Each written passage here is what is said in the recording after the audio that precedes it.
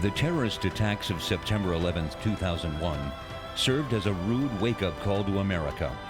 Terrorism was not an irritant that would just go away. In a few short moments that morning, this became crystal clear. President George W. Bush announced from the rubble of the Twin Towers to a stunned and outraged nation that freedom and democracy are under attack. In a manner akin to Franklin D. Roosevelt's address to the Congress following the Japanese attack on Pearl Harbor, Bush subsequently declared war on terrorism.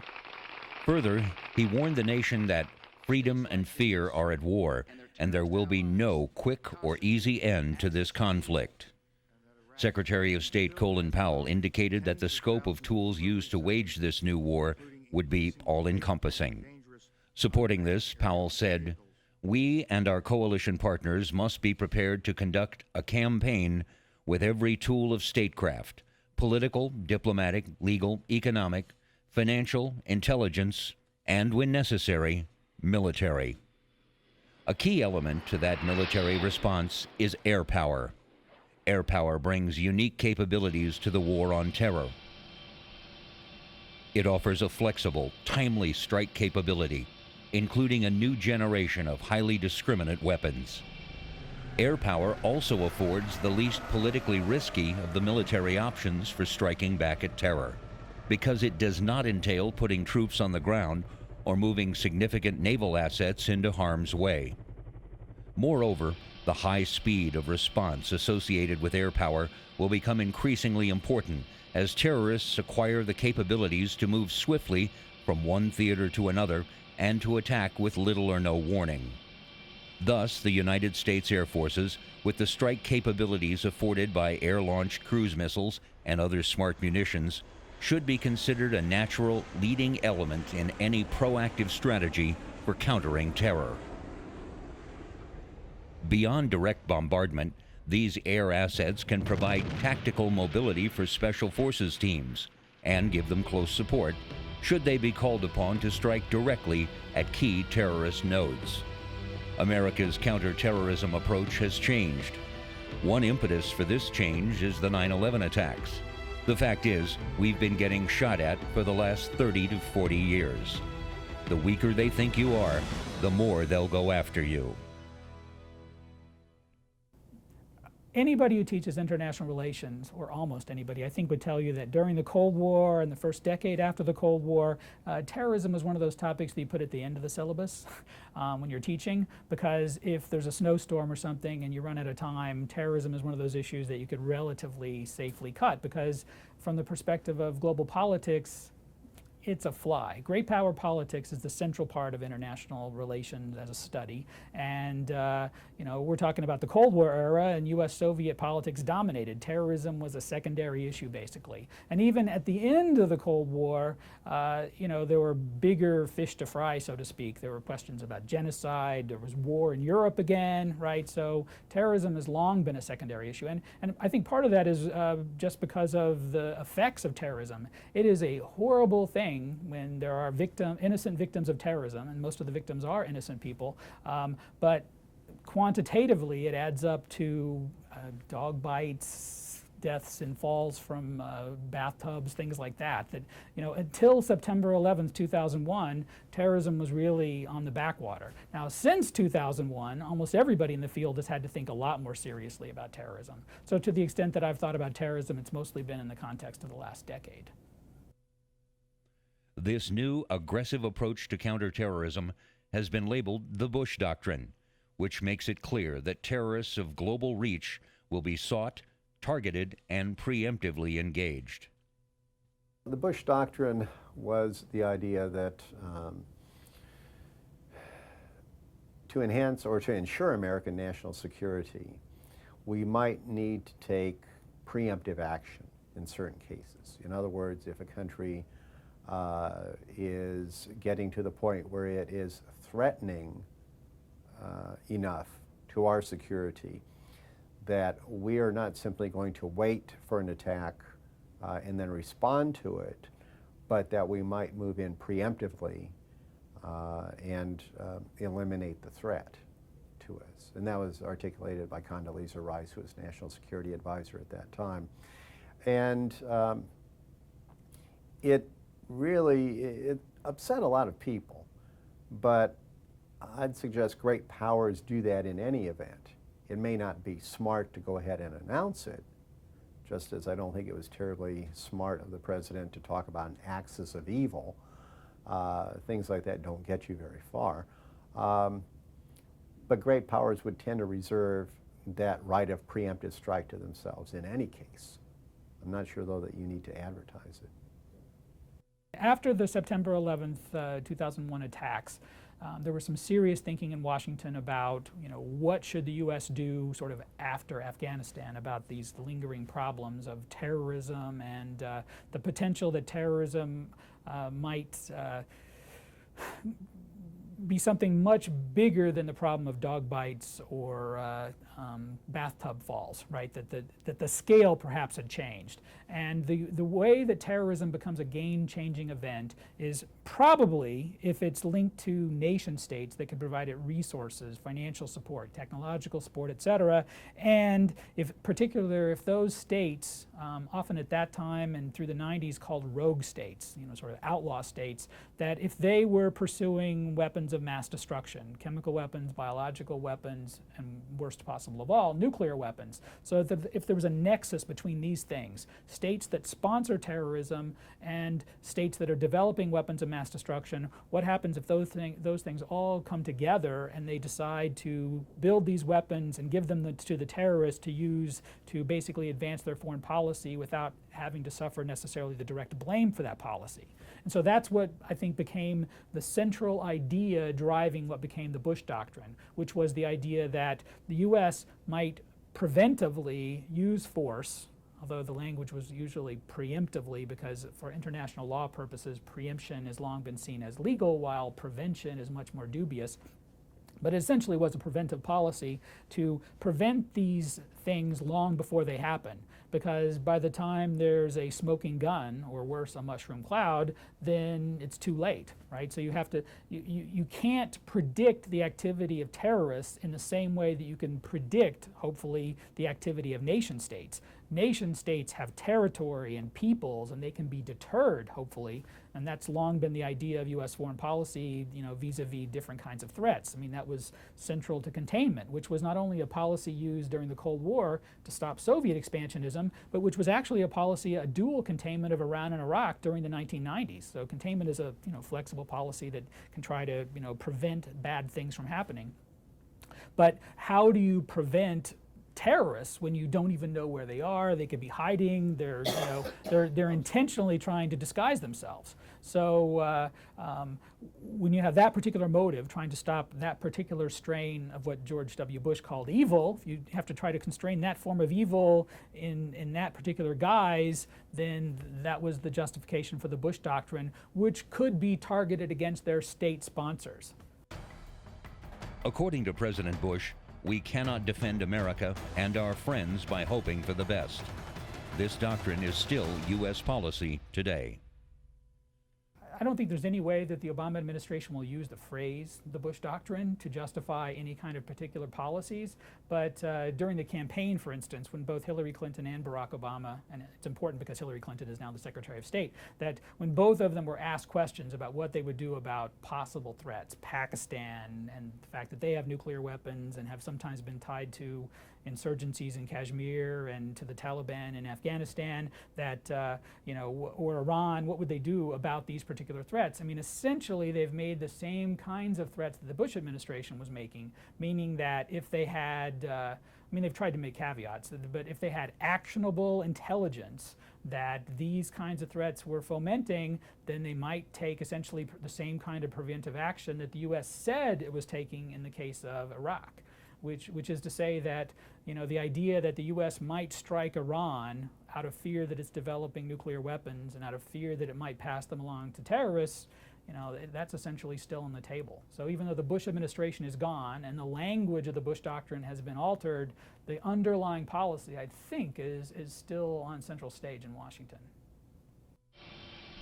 According to the Department of Defense, The new priority will be first to disrupt and destroy terrorist organizations of global reach and attack their leadership, command, control, and communications, material support, and finances.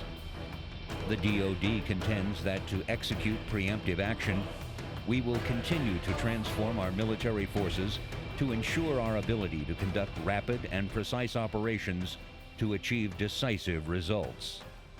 Air power, with its inherent speed, range, stealth, and precision weapons employment capabilities, will be an important tool to support this new Bush doctrine.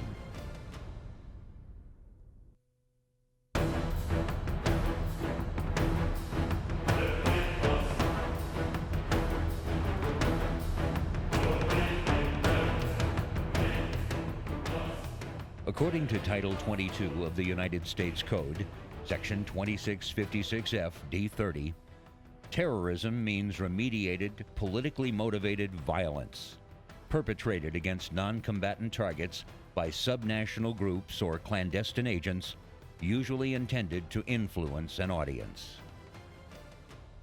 Well, there's this old line that one man's terrorist is another man's freedom fighter, right?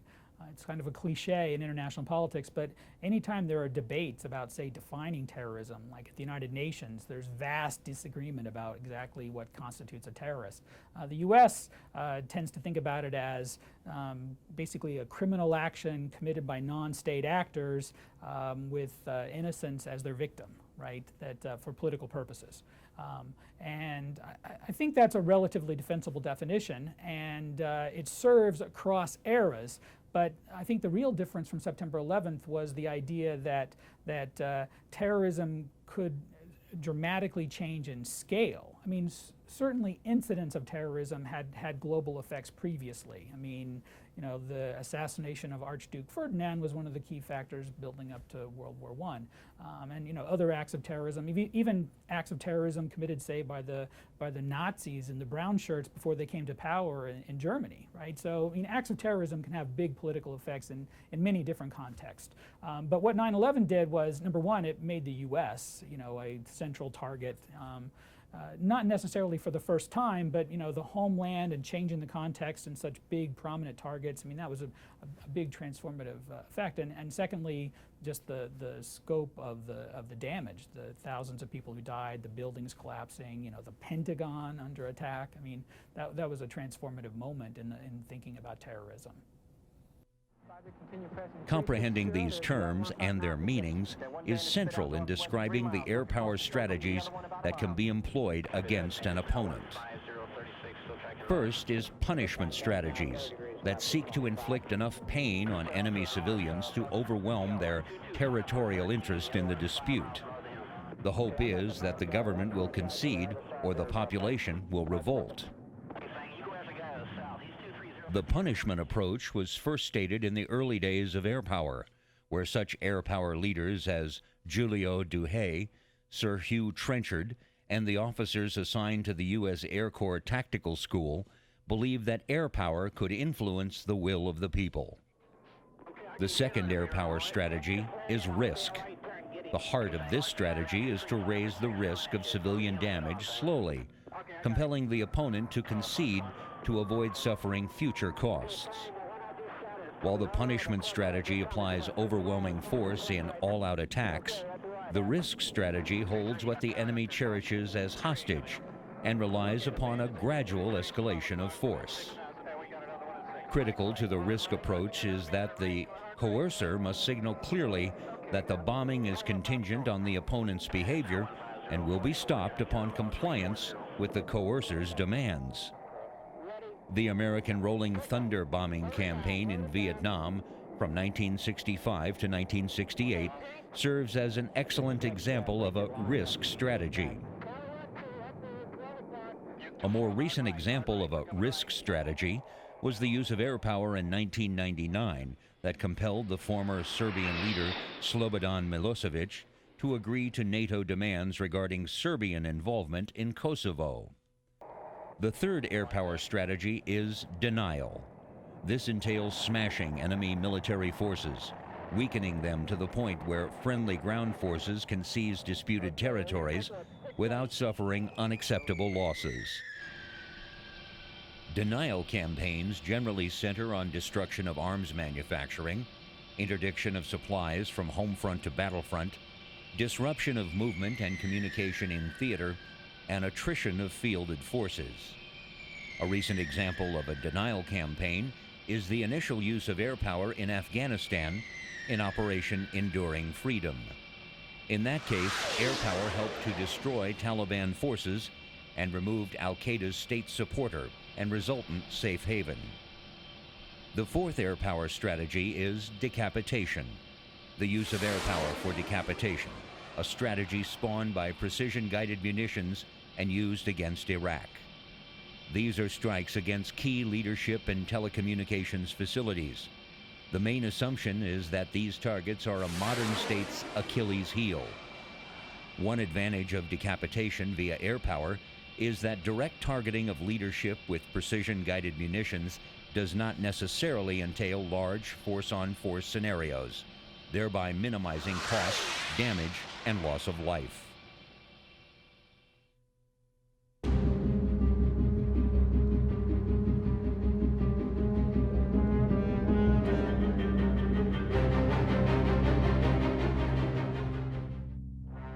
An early case of air power versus terrorism was carried out in 1916 by the U.S. Army Air Service's 1st Aero Squadron while helping search for Pancho Villa. Mexico was embroiled in conflict by different factions fighting for power. Having been ousted from power, Villa and his supporters fled to regroup in northern Mexico. United States President Woodrow Wilson dealt a blow to Villa's cause by recognizing his opponent, Venustiano Carranza, as the legitimate ruler of Mexico. Villa knew that his only hope for victory lay in forcing American intervention in Mexico, which he in turn hoped would trigger a revolt among the peasants of Chihuahua, many of whom regarded the charismatic guerrilla leader as a folk hero. With this in mind, Villa and a large band of horsemen stopped a train in Mexico on January 11, 1916, and executed 19 of the Americans on board. 2 months later, Villa's men crossed into Columbus, New Mexico, and killed 17 Americans and laid fire to the town. After panic erupted along the border, President Wilson asked Carranza for permission to send U.S. troops into the territory, to which Carranza agreed, but stipulated that the mission was for the sole purpose of capturing the bandit Villa. Wilson ordered General John Blackjack Pershing and a force of over 6,000 soldiers south of the border to pursue Villa. One of Pershing's first acts was to order the 1st Aero Squadron to New Mexico. They arrived at a forward base on the border on March 13, 1916. It is ironic that given the peerless status of the United States Air Force today, in 1913, just 3 years prior to the Mexico campaign, the United States came in 13th in the world rankings of air power. The squadron flew into Mexico, where it operated until February 1917. A forward base was established at Colonia Dublán, the field headquarters of the expedition near Nueva Casas Grandes in northern Chihuahua. The 1st Aero Squadron's commanding officer, Captain Benjamin Fulloy, led a well-intentioned but ill-prepared and poorly equipped group of fledgling aviators into the first American air combat endeavor. One of the squadron pilots, Edgar Gorell, noted that the squadron was in horrible shape. The airplanes were not fit for military service, especially along the border. Some of us carried pistols, and 2 flyers had 22 rifles. The squadron's 90-horsepower Curtiss JN-3 airplanes were unable to climb over the 10,000 to 12,000-foot mountains of the region or overcome the high winds of the passes through them. Dust storms frequently grounded the aircraft, and wooden propellers delaminated in the heat. The squadron carried mail and dispatches, flew limited reconnaissance, and acted as liaison between Pershing and forward units. By April 20th, only 2 airplanes remained in service, 4 having crashed and 2 others scavenged to provide replacement parts. 4 new Curtiss N-8 airplanes were delivered on April 22nd, but they were little better than the JN-3s, which they closely resembled, and were soon transferred to North Island as trainers. Another Curtiss airplane, the R-2, was sent to the 1st Aero Squadron, with 12 delivered by late May. The R-2 was the latest type available, but it too proved unsatisfactory for use on the border. Between March 15th and August 15th, 1916, the 1st Aero Squadron flew 540 missions in Mexico.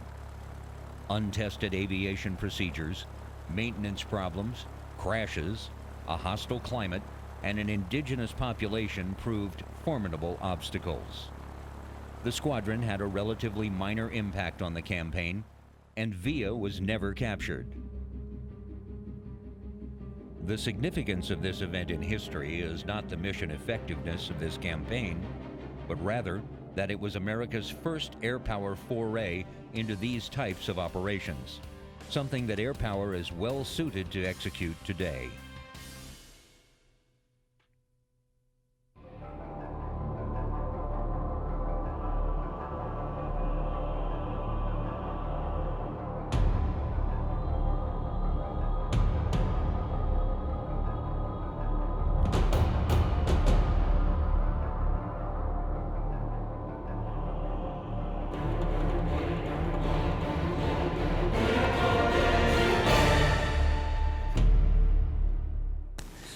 We Americans are slow to anger. We always seek peaceful avenues before resorting to the use of force. And we did. We tried quiet diplomacy, public condemnation, economic sanctions, and demonstrations of military force. None succeeded. Despite our repeated warnings, Gaddafi continued his reckless policy of intimidation, his relentless pursuit of terror. He counted on America to be passive. He counted wrong. By the early 1980s, relations between Libya and America had soured. Secretary of Defense Caspar W. Weinberger typified Washington's view of the Libyan leader by describing him as a theatrically posturing, fake mystic with a considerable dollop of madness thrown in. Events set Washington and Tripoli on a collision course for violence. When the collision did occur, the world was shocked. Despite years of agonizing Western debate about combating terrorism, months of mostly fruitless diplomatic maneuvering, weeks of U.S. warnings, and finally days of ominous silence, the world still seemed unprepared when the bombers struck. In 1981, Muammar Mohammed al-Gaddafi had been the Libyan leader for 12 years.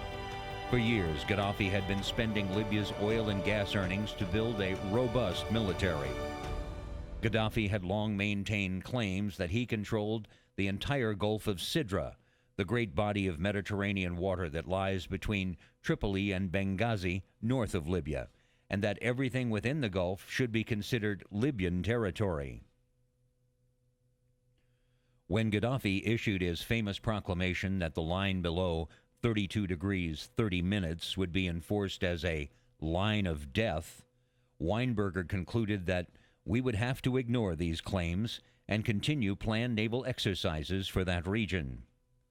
Tensions continued to rise until 1986, when the U.S. Navy began its 19th exercise in the area since 1981. It was the 8th time that American forces would operate below the 32 degrees 30 minutes line. On March 24th, portions of the U.S. Navy's Task Force 60, under the command of Vice Admiral Frank B. Kelso, crossed Gaddafi's line of death. This time, the Libyan leader chose to defend his claimed territory in earnest. When the U.S. Navy decided to depart above the line of death 3 days later, it left behind several sunken Libyan warships, as well as one destroyed SA-5 missile battery. President Reagan reminded the world that the American exercises in the Gulf of Sidra were standard procedure, so it wasn't an unusual thing we set out to do, and he did open hostilities, and we closed them. Gaddafi now turned to the use of terrorism to try to secure some advantage and escape from the continued humiliation he suffered as the world perceived how idle his threats were. 3 days after the U.S. Navy departed, Gaddafi called upon all Arabs to seek revenge against the Americans, including, in his own words, any interest, goods, ship, plane, or person. In 1986, Gaddafi was certainly not new to the world of terrorism. Besides training over 8,000 terrorists annually, Libya provided them with the ways and means to execute their attacks. Gaddafi had enlisted the aid of international terrorist Abu Nidal and his Fatah Revolutionary Council. Nidal and his FRC had a string of horrendous terrorist accomplishments, from the 1972 murder of Israeli Olympic athletes to the Christmas 1985 murders in the Rome and Vienna airports that killed 19 and wounded 117 innocent travelers. Gaddafi praised these attacks and acknowledged that he sheltered members of the FRC. Terrorism was becoming more of a problem. Western nations were becoming increasingly alarmed at the frequency and severity of these attacks.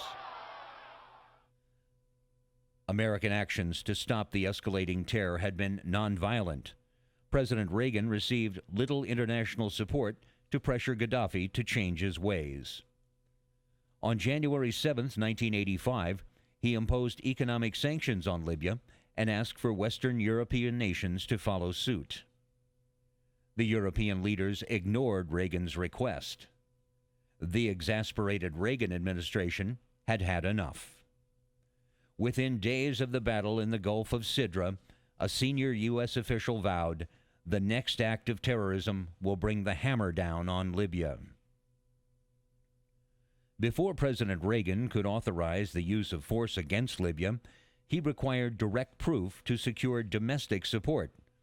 When this proof came, the American military would be ready. Libya provided the smoking gun required by President Reagan for military retaliation. American intelligence intercepts revealed that Gaddafi and his regime were instructing their terror organizations to attack locations where Americans congregated. On Friday evening, April 4th, 1985, the East Berlin Libyan embassy sent Tripoli a cable declaring, "We have something planned that will make you happy. It will happen soon. The bomb will blow. American soldiers must be hit." In the early morning hours of the next day, a Libyan-placed bomb exploded in the La Belle Club discotheque that was a favorite of American servicemen. The blast killed 2 American soldiers and a Turkish woman and wounded 229 others, of which 79 were Americans. Shortly after the blast, American intelligence decoded another message sent to Tripoli from the Libyan embassy in East Berlin, saying, "An event occurred. You will be pleased with the result." Secretary of State George Shultz told Reagan, "We've taken enough punishment and beating. We have to act." Defense Secretary Weinberger said, "In short, this time we have our proof, and so we decided to give the focused response to terrorism that we had always planned to deliver when our proof was clear." President Reagan said, "We had irrefutable proof that Colonel Gaddafi was responsible for bombing the disco, and that we had to show him he couldn't get away with such things." Reportedly, the president told an aide on April 7th that it was time to make the world smaller for the terrorists.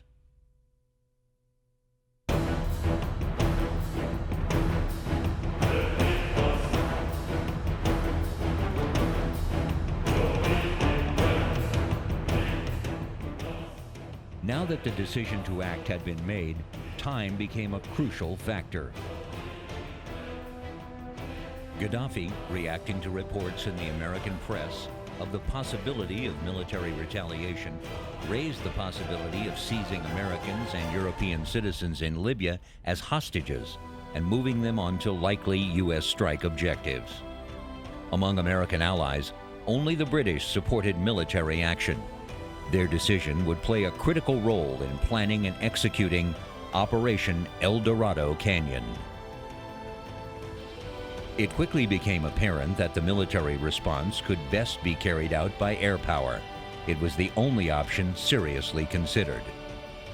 Remembering the poor results that occurred during the previous U.S. Navy attacks in Lebanon, President Reagan gave Vice Admiral Kelso control of the planning and execution of the attack. This time, there would be little outside interference. Each target would be clearly associated with the Libyan-employed, Libyan-trained terrorists, and with all possible precautions to avoid any casualties or danger to civilians. 5 targets were selected. 4 dealt directly with Gaddafi's terrorism operations, and the 5th was struck to protect the strike force. The level of punishment sought drove the strike force composition. The administration wanted the attack to cause significant damage to the targets. It was felt that a pinprick attack would have negligible deterrent value, and it might be turned by Gaddafi into a victory for Libya. The strike force needed to be robust and would have to occur at night. The Sixth Fleet only had 20 A6s on hand for the attack. The need to deliver precision munitions at night ruled out the FA-18s and A7s. This precision delivery requirement was driven by the desire to minimize civilian casualties. To fill the gap, Air Force General Rogers offered the use of F-111s stationed in the United Kingdom. He also wanted potential foes to know that the threat of U.S. air power was not limited to the times when the U.S. fleet was close by. The F-111s provided something else as well. The press, the Libyans, and the world were transfixed on the Sixth Fleet. Vice Admiral Kelso recognized that he could not hide the significant American naval movements from the press. While the Libyans were anticipating a strike from the U.S. Navy, they were not suspecting a backdoor, low-level ingress from the F-111s. Masterfully, Kelso turned a weakness into a strength. The final strike force was comprised of F-111s and A-6s as strikers, EF-111s and EA-6Bs acting as jammers, A-7s and F-18s suppressing Libyan air defenses, and F-14s providing fleet support. USAF KC-10s and KC-135s supported the United Kingdom-based F-111s and EF-111s for air refueling and aid in navigation.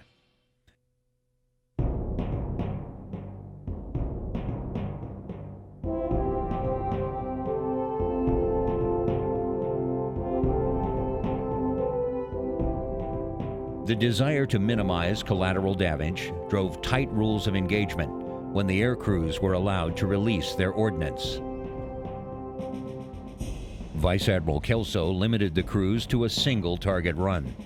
He also insisted that crews achieve 100% target identification with all onboard target acquisition systems. Crews were prohibited from dropping ordnance when aircraft malfunctions impacted precision capabilities. To maintain the element of surprise, split-second execution was essential. The time over target, TOT, was set for 0200 hours, April 15th, Libya time. Unfortunately for the F-111s, France and Spain refused overflight rights that would have led to a direct route to the Mediterranean. Rather, the F-111s had to enter the Mediterranean through the Strait of Gibraltar, which added hours of extra flight time to each leg of the mission. They flew over 6,400 miles round trip, which took 13 hours of flight time and up to 13 air refuelings. At 150 miles north of Libya, in the Mediterranean, the Sixth Fleet began launching aircraft just after the stroke of midnight. The strike packages were over their targets within a few seconds of their planned TOTs. As the strike aircraft raced towards their targets, they faced a vast array of enemy air defenses. Gaddafi had purchased ZSU-23 anti-aircraft guns, SA-2, SA-3, SA-6, and SA-8 batteries, and French Cretal missiles. Having been on alert since April 3rd, the Libyan air defense gunners on the night of the strike were more fatigued than ready. The Libyan air defense operators who did turn on their radars were quickly hammered by high-speed anti-radiation missiles, HARM, fired by the FA-18s and A-7s.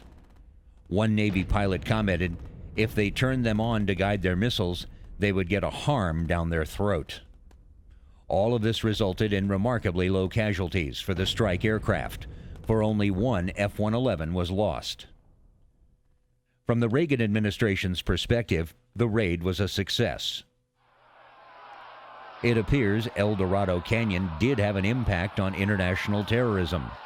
Middle Eastern terrorism in Europe dropped almost by half in 1986, from 74 to 39 incidents. To the great relief of the Americans, bloody anti-American episodes became less common. International terrorist incidents directed at U.S. targets declined by over 25% from 1986 to 1987. Operation El Dorado Canyon demonstrated American air power capability. American aircraft were now capable of flying tremendous distances, penetrating sophisticated air defense systems, and doing so under tight ROE delivery of precision munitions against specific targets. The final lesson to be learned from Operation El Dorado Canyon is that states that sponsor terrorism have vulnerabilities that can be exploited. Such states as Libya can be coerced or punished by striking assets they value.